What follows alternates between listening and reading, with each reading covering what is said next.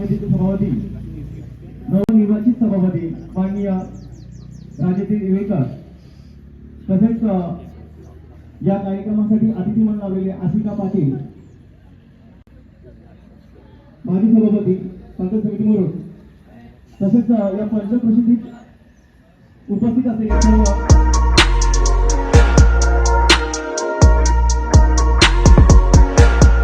आजच्या प्रजासत्ताक दिनाच्या शुभेच्छा देतो.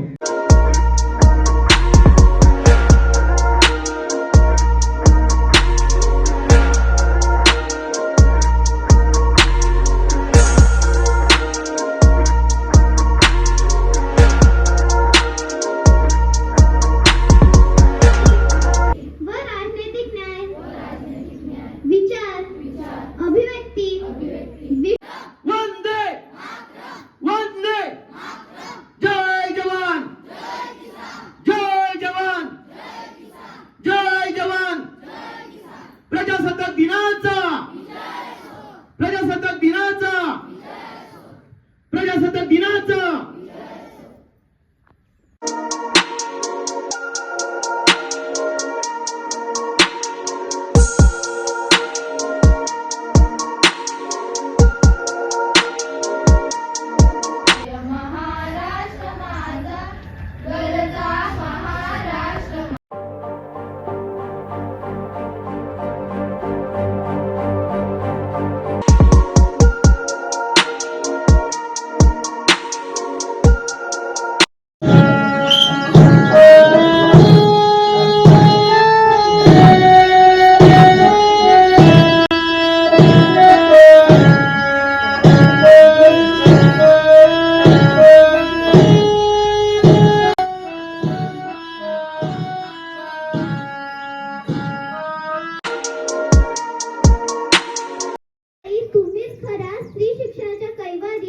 सावित्रीबाई, तुम्हीच खऱ्या स्त्री शिक्षणाच्या कैवारी.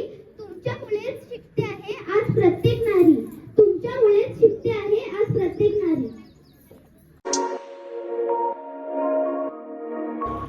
नमस्कार, ओळखलात का मला? मी राजमाता जिजाबाई.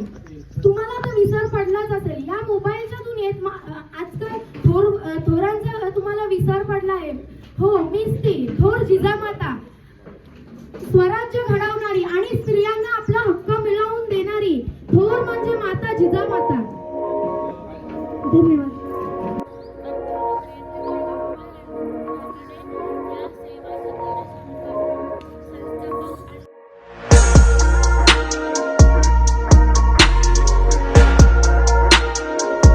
बलिदान देऊन पारतंत्र्यात अडकलेल्या आपल्या मातृभूमीला स्वतंत्र करणाऱ्या माझ्या शूरवीरांनो, मी भारत माता बोलत आहे. ज्या पदराने मी तुमचे डोळे पुसायला हवे तेच पदर आता माझ्या अश्रूंनी भिजलेले आहे. देश म्हणजे काय? दर्या, खोऱ्या, नदी, नाले, डोंगर, झाडे, बस इतकंच आहे का देश? का तुम्हा आम्हा सारख्या हाडा मासाच्या माणसांचा आहे का देश? मग हा भेदभाव आपल्यात आलाच कुठून? माझ्यासाठी स्त्री पुरुष हे दोन्ही सारखेच आहेत. धन्यवाद.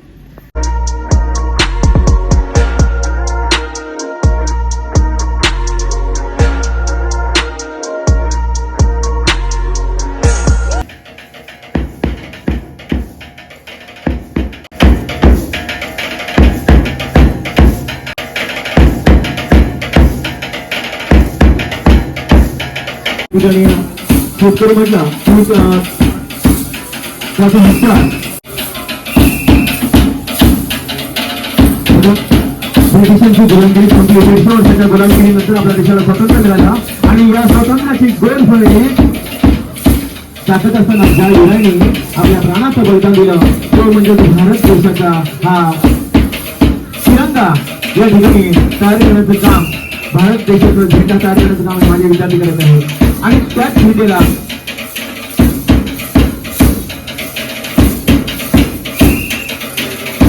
भारत मातेच्या रक्षणासाठी या ठिकाणी हा तिरंगा डोलाने फडवण्यासाठी माझे हे भारतीय नागरिक सदैव तयार असतात.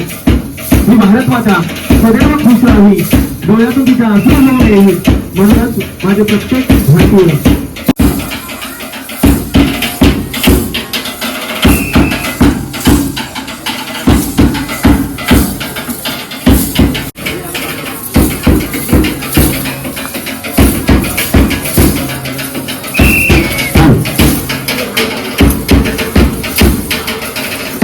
बघा आपल्या संविधानाला 75 आपले जे संविधान आहे 75 वर्ष पूर्ण झालेली आहे आणि त्याचं नियोजन निवडणुकीच्या माध्यमातून हे सादर केलं जाईल. आणि त्या 75 वर्षामध्ये जे पुष्पचक्र म्हणते त्याच्या भोवताली जे केलेलं आहे ते पुष्पचक्र म्हणजे आपल्या रायगड जिल्ह्यातील सुपुत्र अलिबाग तालुक्यातील नारंगी गावाचं गाव आहे आणि त्या नारंगी गावामध्ये शहीद झालेले